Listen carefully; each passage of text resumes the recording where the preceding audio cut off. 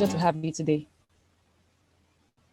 You're welcome, Thank sir. you, and a very good evening to everybody. You're welcome to this webinar. Let me begin first by expressing my profound appreciation to the organizers of this meeting, the Health Leadership Academy, for your kind invitation for me to join this conversation. It's indeed a pleasure to be here. I commend the HLA, the Health Leadership Academy, for your hard work and for your services to our nation. Actually, I came across the organizers of this webinar, the HLA, by chance, sometime in the year 2016, which was not too long after I had completed a 4-year tenure as Commissioner of Health in the Bauchi State government. I was at that time toying with the idea of writing a short newspaper article which would document the challenges I had faced while transitioning from years of clinical work to a political appointment in the public services. My article would have highlighted some of the frustrations I faced on that job, as well as a special plea that if our healthcare delivery system was to fulfill its potential, the people who run that sector should be empowered with leadership and management training in order to command the respect and the authority necessary to drive much needed changes. The HLA has really taken its position in this regard from the very first days, from those days when I noticed it in 2016, and has indeed set the pace and in the process raised the bar in terms of quality training for critical healthcare leaders in Nigeria. I salute you and applaud you for your foresight and for your commitment to the Nigerian healthcare delivery system.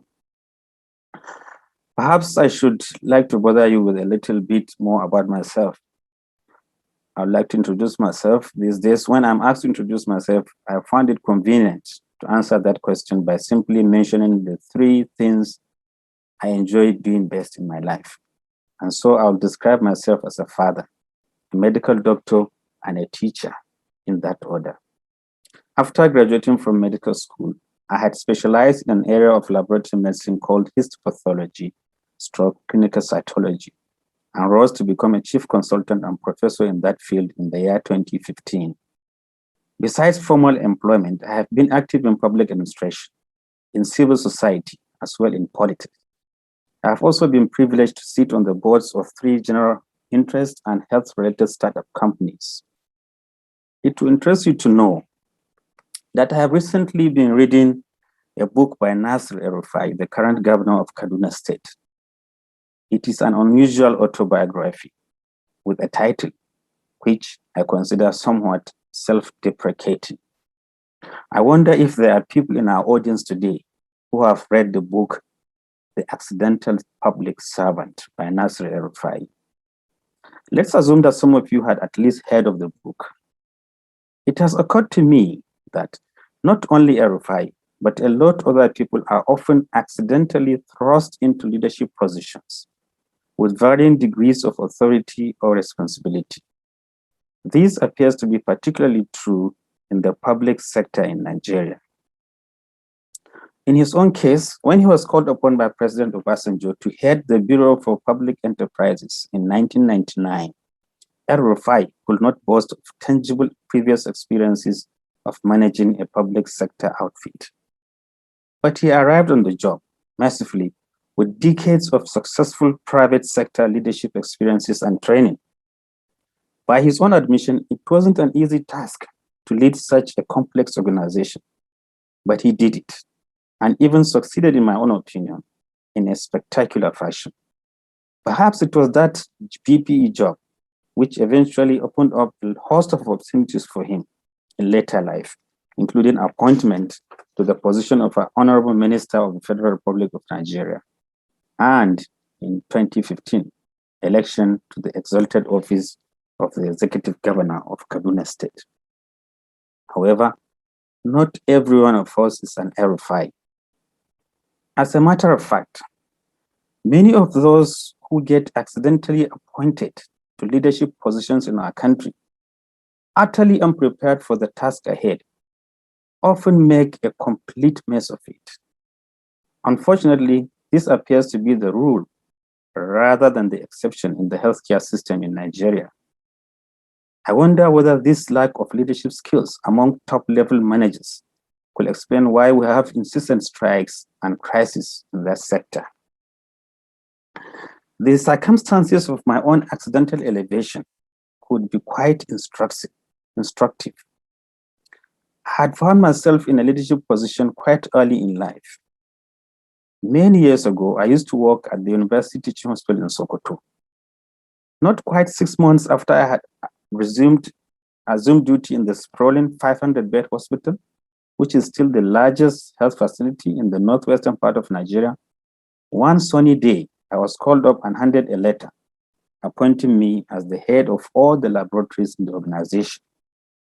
Yes, just a few months following my employment as a freshly qualified consultant, the chief medical director, with a stroke of his pen, had fully delegated to me the responsibility of managing a workforce of 154 men and women, many of whom were old enough to be my parents. I'm sure there would be individuals in the audience today who will probably relate to that experience. I would very much like to hear your testimonies too. I had least expected this to happen. The problem was that, like most doctors, I had had little or no leadership training, and that was a problem. I realized quite quickly that all the clinical training I had received had not adequately prepared me for leadership. In fact, I had attended only one management course during 5 years of postgraduate medical training, and that had consisted of only about 2 hours of didactic lectures and a handout, which I had crammed by rote, just like that. Fast forward to April 2002. Suddenly, I was the boss.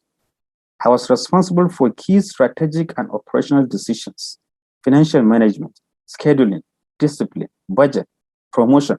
In fact, I was responsible for the day-to-day administration of one of the most important units in the whole hospital.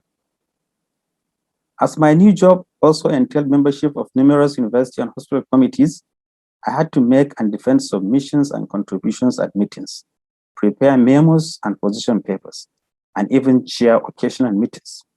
You can imagine my bewilderment. In a situation where there is no well-designed leadership development framework in place, people often get promoted directly into leadership roles, skipping levels and moving, for example, from a mid-level employee to a chief executive.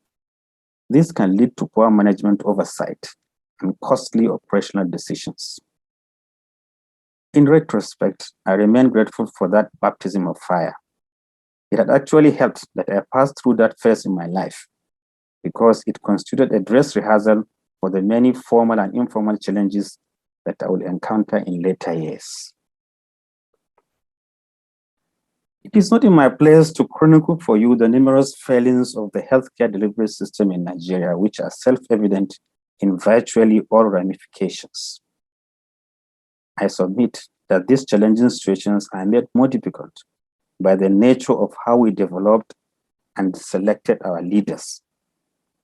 Even in the developed countries, identifying those with the right characteristics to lead is not a simple task.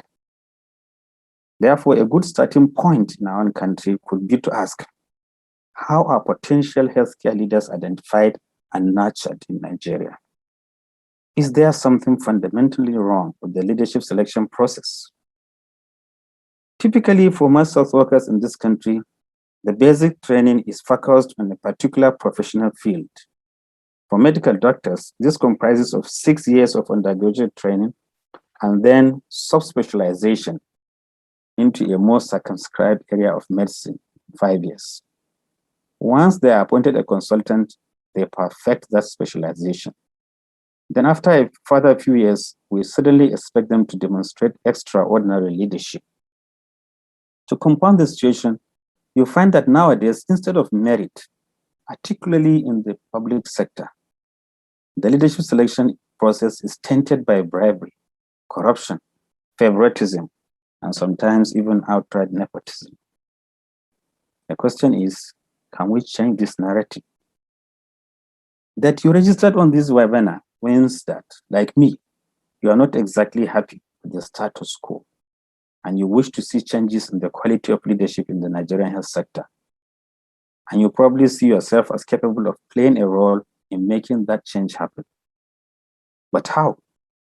To be sincere, I do not have all the answers, but I am optimistic that this is a most opportune time to begin an honest conversation about these matters. First, I believe it is important that one be mentally prepared to take on the challenges of leadership at any point in life. This is particularly true in our country, where one can be catapulted from a nobody, in inverted commas, to even the position of a minister or CEO, chief executive of a large agency or department of government overnight. As a young boy in the first year of secondary school, I had voluntarily joined only 2 clubs or associations in secondary school.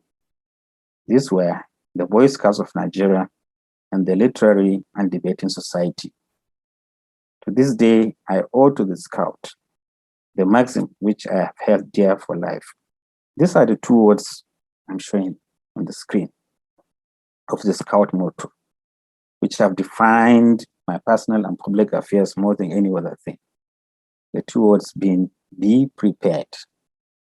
It helped that even as a child, I had internalized that maxim faithfully. Thus, since my childhood, I have made it a habit to always prepare for responsibility, big or small, be it an exam, games, a visit, a talk, name it. I had not to be prepared for anything. As a Boy Scout, we were taught to be prepared at all times, to be prepared to do our duty to God and country, do our duty to people and to ourselves, and to be ready for all situations, to learn skills and knowledge for the application of various situations. When all is said and done, and I want to quote this, there is more said than done. Making things happen requires leadership. The healthcare sector in Nigeria cries for inspirational leadership. But what is this leadership? What is this thing called leadership? How can one prepare for leadership? I found one definition of leadership very, very pleasing, and that is, it says, leadership is creating extraordinary results through ordinary people. It appears to me that the essential attributes required for effective healthcare leadership in Nigeria are probably only just a handful.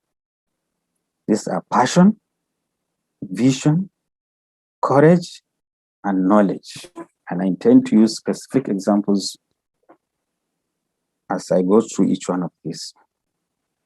Passion. A leader must have passion. To lead, you must have a fire in you.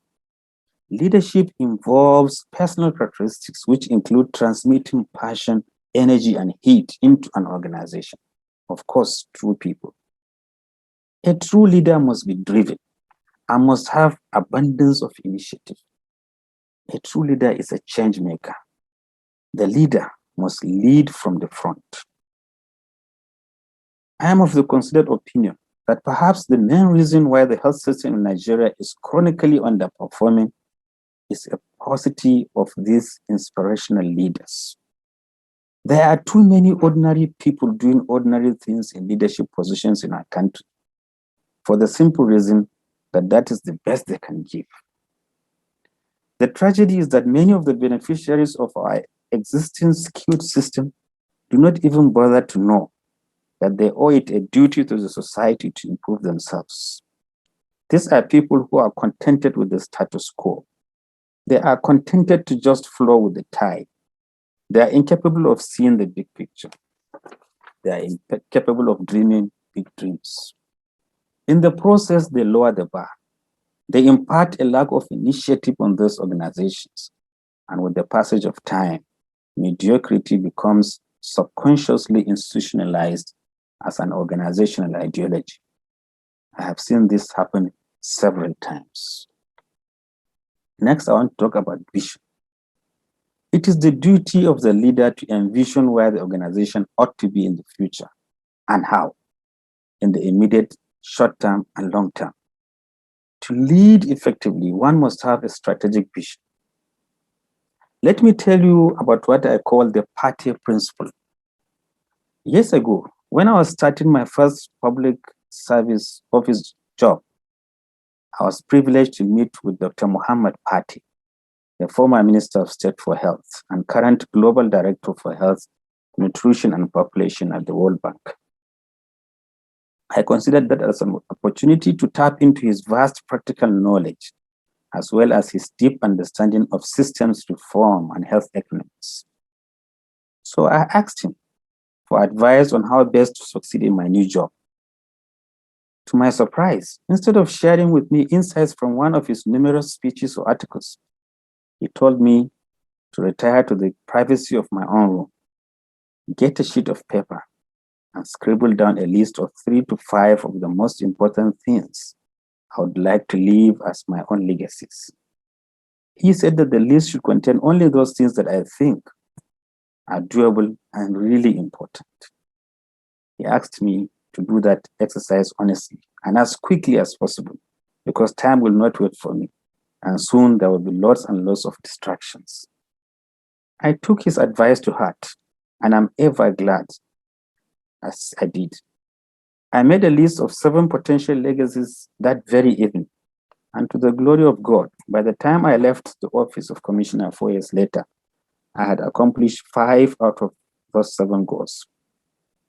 I would recommend the same approach to every one of you. Use Dr. Pati's advice in every new leadership position you find yourselves.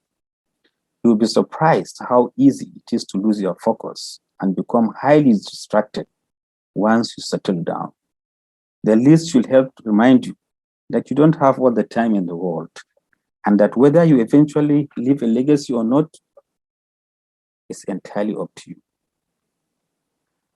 Talking about distractions, I was asked by a young doctor to rate the most challenging leadership position I have held in life. I had no difficulty responding to that question at all. It is the appointment as Commissioner of Health. Prior to that appointment, my knowledge of politics and Nigerian politicians had been quite hazy, coming from tales I had had from a safe distance. To give you an idea what it means to be a commissioner in today's Nigeria, let me tell you about my very first week in office. My principal, the governor, handed me 2 documents and asked me to handle them promptly. One was a petition challenging my appointment, which was written by the prominent politicians from my own ward, from my own local government area of birth. They were summarily disowning me and demanding that I be sacked immediately, claiming that I was not their son. While the other one was a petition from a group of fuel suppliers who supplied fuel to all our general hospitals in Bauchi State, alleging that I and my staff were defrauding them. They mischievously quoted specific events and dates, even though I had only been in office for a couple of days. I was made to understand later that the petition from the politicians emanated from my failure to recognize, in inverted commas, and thank them, in inverted commas, after I had been sworn to office by the governor, as is the established tradition. So a friend of mine, who had deep pockets, quickly arranged a nocturnal visit, during which he shared what we call in Nigeria kola notes, to prove to them that I was their real son and that I will play ball at the appropriate time. You can imagine how this is far away from what I had known on the wards and in the laboratories in the hospitals. The second petition was not resolved so easily. In my first policy speech to the whole ministry, I had sounded a note of warning to the staff that I would have zero tolerance for corrupt practices, and even mentioned that I was aware that a cabal in the office was hand in gloves with fuel suppliers to cut corners in those contracts, in the process fraudulently keeping our general hospitals in perpetual darkness. So to address the second petition, I called a meeting of the suppliers and key officers of the ministry, but that meeting promptly ended in a deadlock. To my greatest surprise, a few weeks later, I received an official letter informing me that the government had decided that the supply of fuel to the general hospitals will no longer be handled by the Ministry of Health. What buttons they pressed to achieve such a feat will forever remain a mystery to me. But I soon learned to live with those distractions. If I had not, I bet you, they would have effectively derailed my career and my plans, and Dr. Pate's sheet of paper would have amounted to nothing. I hope you can appreciate from the above anecdotes the significance of having a vision and a plan. The lesson here, always keep your eyes on the ball. Next, I want to talk about courage. It will surprise you to know that the above two instances were not the most pungent petitions that were targeted against me. A senior medical colleague who lived in the United Kingdom that happened to be a fair weather friend of my boss got himself positioned between me and my principal and was parading himself as a consultant on all health matters to the government. The man constituted a terror to the medical and health workers in Bauchi State. Not only did he lack requisite experience of managing healthcare delivery services, he was a pompous man with a bloated ego, who soon became a big nuisance and an embarrassment. His attitude confused me. I had been raised to treat my seniors with decorum and respect. I was not used to cutting older or senior colleagues down to size. I had no option, therefore, than to instruct my staff to ignore him in toto and never to obey any of his instructions. But the man was so cantankerous. He imagined that his own powers were unlimited. And at a point, he even threatened to terminate my own appointment. His meddlesomeness was a big distraction, as he always seemed to have the ears of my boss. What saved the situation was my determination to hang around to execute each of the 7 legacy projects I had secretly earmarked. Within a 4-year period, this man wrote a phenomenal number of 84 petitions against me, which I never responded to, not even once, all of which I still keep in a drawer at home. When once the governor asked me why I had refused to respond to the petitions, even when he, my boss, had endorsed them, I told the governor that I did not recognize his friend as an officer of the government. This was a fact, and that response effectively ended our conversation on that day. I have told you this story only so as to emphasize the significance of courage and leadership. If you are convinced you are doing the correct thing, you should entertain no fear. God will do the fight for you. To illustrate my next point, on the 4th essential attribute required for effective healthcare leadership in Nigeria, I should like to share with you an account of the circumstances that I served as president of the Nigerian Cancer Society. The NCAS is an NGO which was formed in October 1968, i.e., long before it became fashionable to establish cancer NGOs. On a personal note, I have been involved with cancer patients and cancer control policy making for as long as I can remember.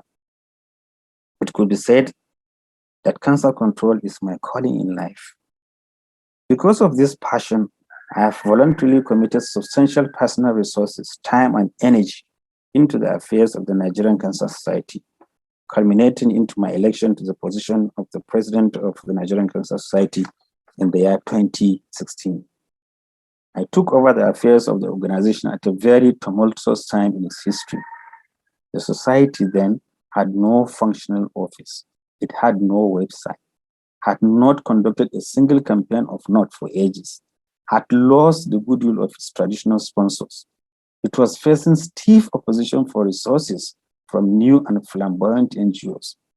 It had also not published an audited account for many years and was in fact seriously indebted to the UICC, the global umbrella body of all cancer control NGOs. Overall, many did not give my team any chance of success, and it was difficult to even get people to volunteer their time or effort any longer for the society. Reforming a 40-something-year-old organization has never been an easy task.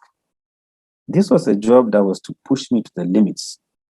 My luck was that not only did I have invaluable institutional memory, my leadership capacity had been enhanced by a number of courses I had attended. By virtue of those courses and occasional role plays, I had gained critical financial, operational, and management skills. This was therefore a chance for me to put into practice what I had learned during all those courses. I'll mention just 3 of those essential capabilities which I deployed to the job. Number 1, time management. Leaders have a long to-do list every day, and it is easy to get almost constantly diverted from the most important items. Without good time management, leaders can find themselves constantly reacting to issues that arise and not spending enough time on the tasks that matter most. Number 2, presence. One of the most important habits of good leaders is that they need to be present, they need to be visible and transparent with their teams. This authenticity will build trust between you and your team. It also will lead to stronger relationships and healthy culture. Furthermore, you will likely find that spending time observing your team will help identify problems and opportunities. Communication. Communication is essential for great leadership. It is particularly important that leaders are good listeners. The best leaders listen without judgment and without trying to control the conversation. Being a good, deep listener will not only build trust and respect, but will also ensure that you are getting the information you need to make good decisions. I decided early on that the NCS must transform from a strictly hospital-based association to a broad-based national movement of cancer activists. I am proud that I made all the difficult decisions because I knew that if I failed to toe that path, my inaction could constrain the society and stifle its growth, which would have long-term adverse consequences. It is with a deep sense of pride that our team transformed the NCS, made it financially healthy, expanded its membership base, and even created 2 struggling international branches. To me, the lesson here is that the leader must be knowledgeable and experienced. Leaders approach every day looking for something new to learn. They make learning a habit and always look for ways to gather new knowledge, information, and skills. It could be argued that it costs a fortune to acquire leadership education skills and knowledge in Nigeria. That may be true, but only to some extent. Learning can be formal, like participating in professional development or working with a mentor. Sometimes we don't get sponsored to participate in certain courses or workshops because we didn't ask. While you are still climbing up the ladder in your job, and you think a certain continuing education will be good for you, why not ask? I made it a habit to bring such opponents to the attention of my own superiors. Even though I did not succeed 9 times out of 10 that I applied or asked for sponsorships, I was always glad of that one chance that I got. However, learning can also be informal. This includes talking to team members, asking probing questions, listening, taking notes, and observing. Throughout the course of each day, there are ample opportunities to learn. The best leaders seek out these opportunities and ensure that they are always learning. An explosion of new technology nowadays means that innumerable opportunities abound for one to sharpen one's leadership skills with a focus on self-development at a fraction of previous costs. Some of these even come with offers of partial or full scholarship. There are lots and lots of short courses available within Nigeria which have management and leadership themes, like the ones organized by the HLA, which are targeted at many categories of healthcare professionals. You may also look up to ASCOM or the Institute of Directors, which occasionally mounts such courses.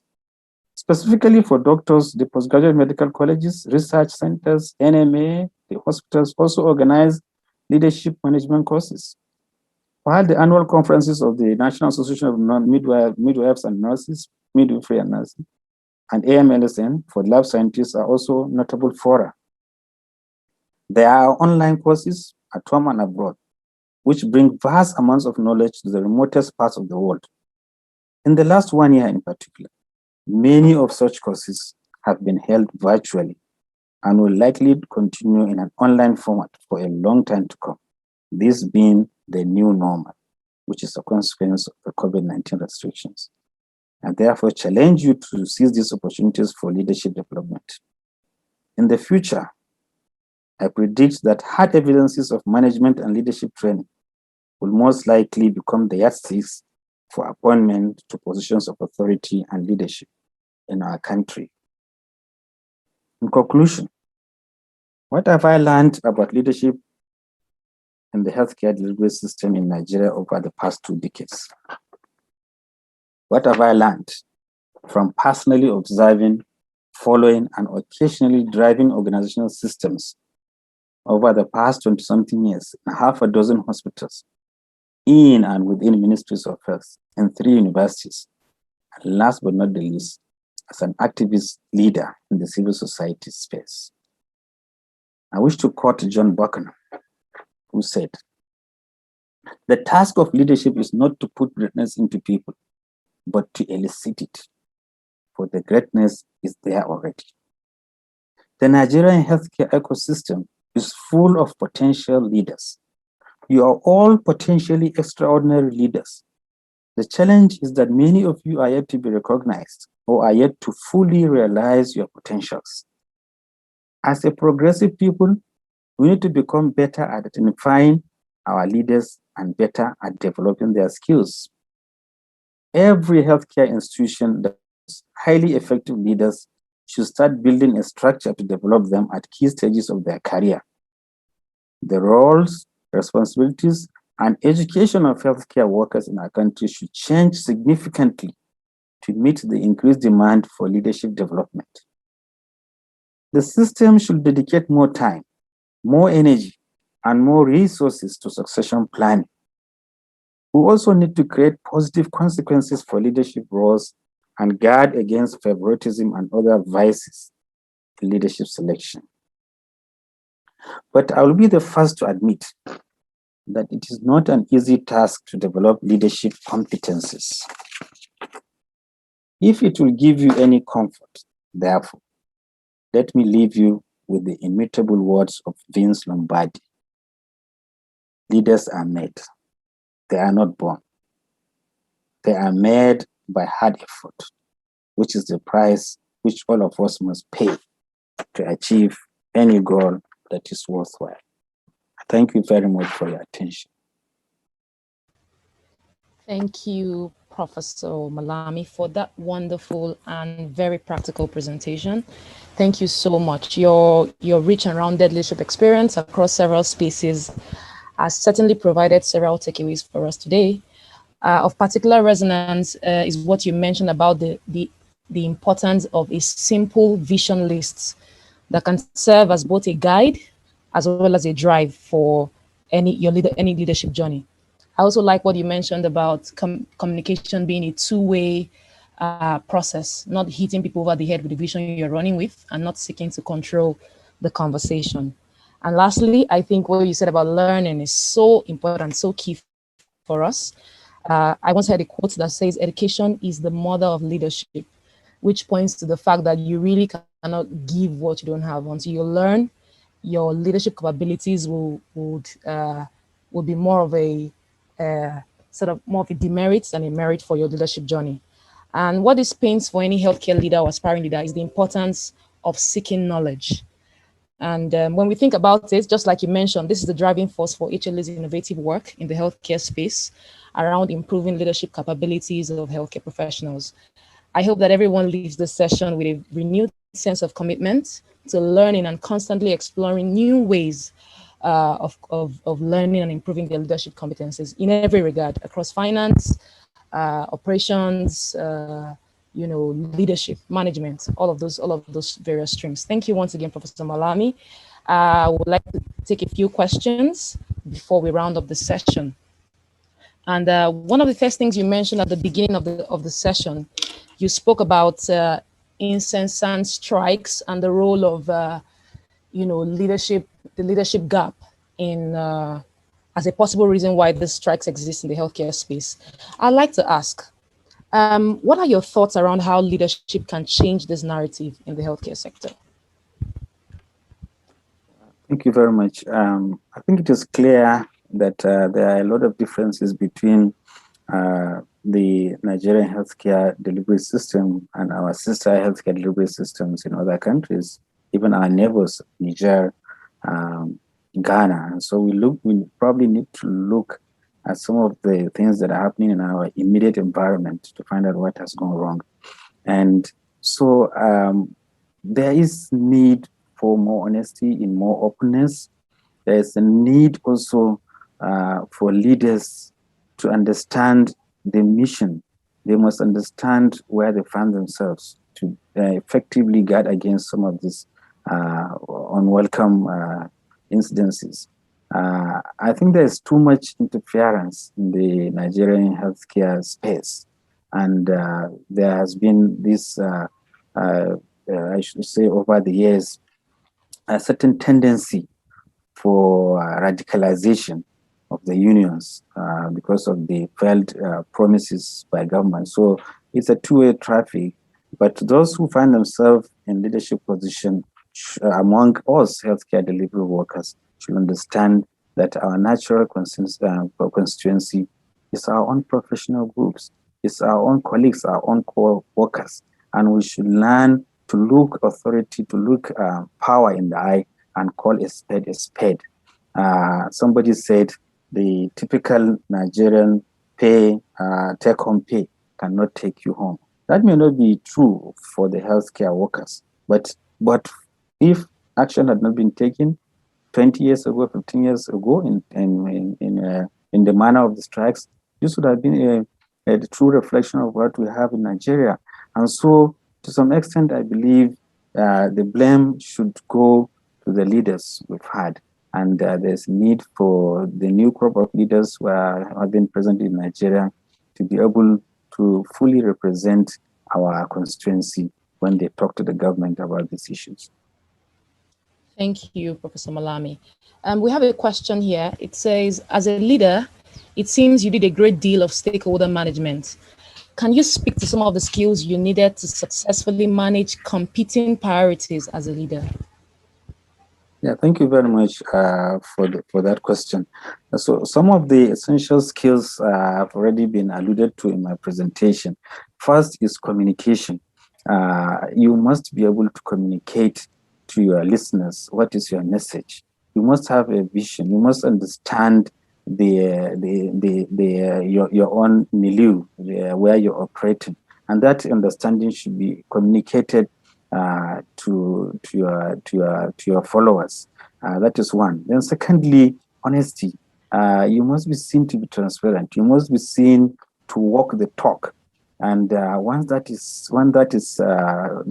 is a given, you can count on the followership to give you all the cooperation you need.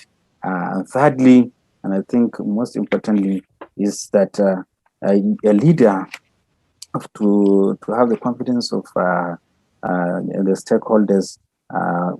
Must also have a team. Teamwork is very important. It will not be enough for one to say that he's a jack of all trades, and that will quickly in no time put off everybody. So this must be a teamwork. That everybody must be carried along. Everyone must be made to understand that they are important members of this team and they have an important role to play. And we can navigate through this by picking one or two of these advice. Pieces of advice. Thank you, Professor. And that's just a perfect segue for my next question. When you spoke about team, because one of the major points you mentioned was about passion and how that inspirational leadership is lacking. So I'd like to ask, in what practical ways, can you speak to practical ways that leaders can inspire passion, in the team members or the people that they are leading as a way to effectively achieve whatever vision or goal they've set out to achieve? Yeah, so passion is something which is innate. is something which can be transmitted. The leader must be a good communicator, as I said earlier, in two ways. Must be a good listener, and must also be able to communicate the message. Passion is so important in the work that leaders do that some people consider it perhaps the most important, because the team, as it were, always looks to the leader for direction as to where to head, where to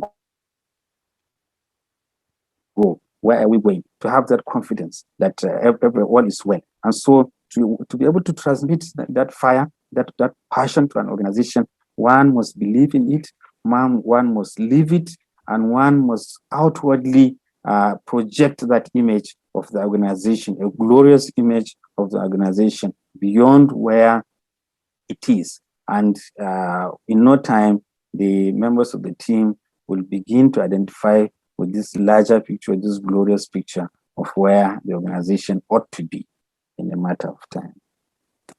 Thank you, Professor. That was very, very key. There's a question I want to ask about, or someone has asked here about, and I want to allude to what you mentioned about the initial baptism of fire you experienced at the beginning of your leadership journey. And then the question says, should we aspire for competence before appointing a leader, or anybody willing to learn on the job is eligible? What are your thoughts? Absolutely. The leadership journey should be a structured journey. What has happened is there's so many other banal considerations are taken into come into play when leaders are chosen in Nigeria, and that is why we are where we are. Competence is very, very important. But how do you measure this competence? Is it through an examination? Is it through observing over time? I think, sincerely, competence is something that can be imparted over time, where the leadership process from point A to point Z should be predictable. Not everyone is born to be a leader. Not everyone will eventually be a leader, but we are all leaders in some way, in inverted commas, be it at a family level, at a micro level, at our workplace, at our churches, at our church, at our farms, everything. So when we talk about healthcare leadership, there's only a limited space at the top, at the very top. But there are also many other opportunities for leadership along that ladder. So it should be predictable. It should be such that the system recognizes and rewards competence, and rewards loyalty, and also rewards excellence. And that way, you'll find that as they say, the grass can be easily separated from the chaff. So I am for competence any day, and for experience when it comes to leadership. Thank you. I think what you also said is important about how even in your little space, on your little corner, you can lead the change. You can lead, you can also lead in your space without essentially waiting for the point where you get to the top, which is limited in how many head leaders you can take. We have one more question about what your thoughts are around the key challenges that healthcare leaders face in planning for succession, seeing as you've transitioned from different spaces in the healthcare space. Beg your pardon. Yeah, so in the Nigerian context, some of those challenges include, of course, the circumstances where the leader himself was appointed to leadership position through a less than salutary manner. I mean, I've mentioned some of the manners in which people are appointed, favoritism and nepotism. And you find that leaders spend most of the time just trying to cover their tracks and trying to bring in people that will defend their legacy, if you call that a legacy, whatever it is. And so a lot of time is spent, which is not beneficial to the organization itself. But in a proper setup, the transition from leadership, from one leadership to another, should be something, as I said earlier, that is highly predictable, should be something that should be structured, should be something that can be, it is tangible, that can be appreciated by all in the team. And by so doing, this becomes a sustainable system, a sustainable way of ensuring that the goals of the organization are always top in the agenda of its leaders. So to that extent, I mean that we have probably in many cases not had the kind of succession we ought to have in the healthcare delivery system because of these interferences, be they political, be they tribal, be they also sometimes the interferences could be internal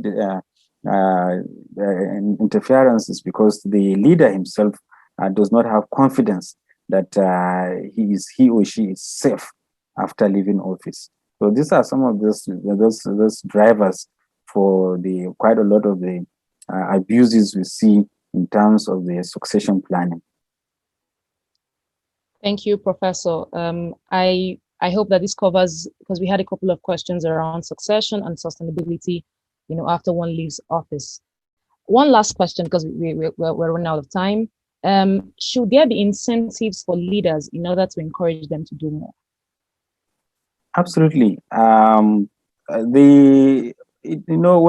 there are varying degrees of incentives, there are people, those who have argued against material kind of incentives, but incentives could come.